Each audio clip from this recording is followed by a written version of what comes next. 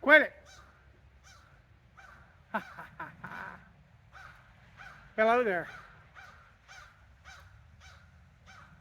Mr. Crow sees me and he don't like me. He's trying to tell everybody I'm here. I wanted to talk to you today about something.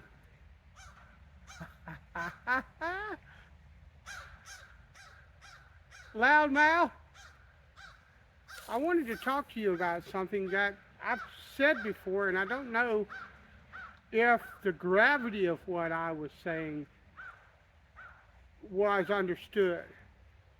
But you'll hear me sometimes say, I don't recommend walking around in the woods at night. Now, if you look on some of the bushcraft channels or the survival channels or on like the military-esque channels, okay, you'll hear them talk about nighttime land navigation and all of that. I'm not telling you what to do. I'm just giving you advice for what it's worth. But most of us don't have a military application for what we're doing. You know, if you want to get into stuff like urban bug out or urban evasion or whatever, okay, well, that's urban. We're not talking about in the woods somewhere.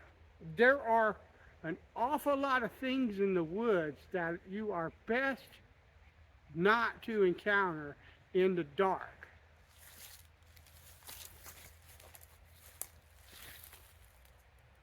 Case in point, this is something you would not want to fall on in the dark in the woods.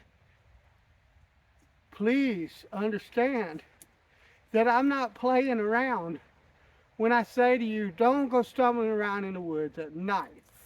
This is a hill. If I were to come up this hill and slip and fall on that, if that thing went through my body, through my chest and through my back, and I survived it, good luck pulling myself off of that. And if I did, I might not bleed to death because that might be plugging up the hole. But if I did pull myself off there,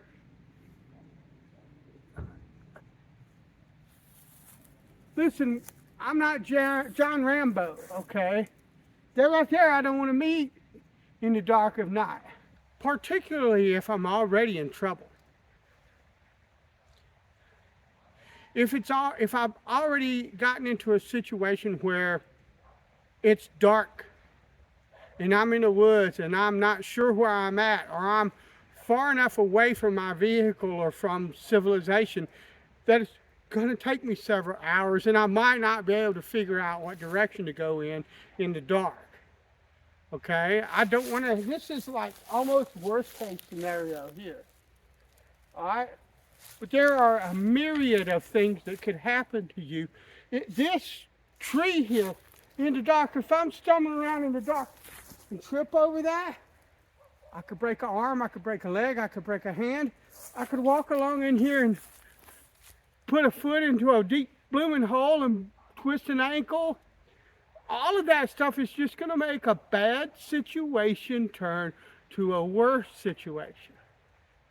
And in my opinion, the benefit of trouncing around in the woods, or the perceived benefit that you might be able to achieve from trouncing around in the woods in the dark, trying to find your way out, is far outweighed by something like that. Okay? In a situation, listen, this is a sportsman channel, okay?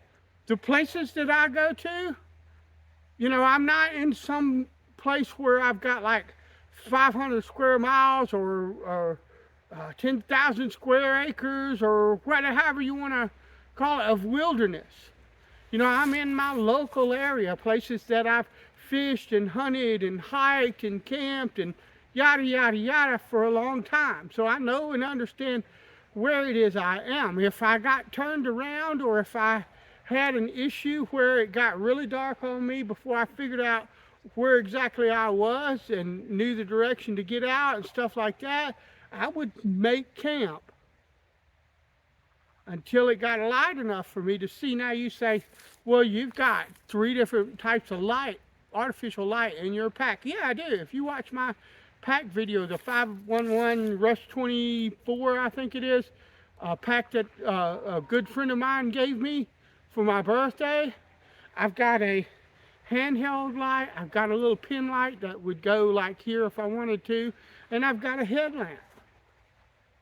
But those are not for me to figure out how to get out of the woods. Those are so that I have light if I don't get out before it's dark, to set up shelter, to start a fire, to do whatever the things that I need to do while I'm there for the night. But I'm not walking around with stuff like that sticking up. It's not very intelligent. You know, we can be all gung-ho and stuff like that if we want to, all macho. And, you can do what you want. It's your body, it's your life, it's your decision. And I'm not trying to make any decisions for you. I'm just trying to explain to you that there are things that you see during the day that you don't even pay attention. That right there, in the daylight, we pass stuff like that and other things all the time. And we pass it and we don't think anything about it because we either see it out of the corner of our eye, or we see it on the way to it and we get a course around it or whatnot, okay? Naturally, we move around those things and they don't even register on us. But at night when you can't see, then you can't go around things because you don't know they're there. And so this video is just to kind of explain why I think it's important for you to understand that if darkness falls and you haven't gotten out of the woods yet, and you know that it's going to be a while, quite a bit of walk to get out of the woods, or you know that you're lost and you're not sure where you're at, or you've already got an injury like a sprained ankle or something like that, maybe you splinted that sucker and you're trying to walk out, you'd be better off making camp. That's why you carry something like a simple shelter and enough food to get through the night and something to make sure that you have fire, that kind of thing. Because you'd be better off, in my opinion, to just stop right where you are and make camp and wait till in the morning where you can see what's going on and walk out safely.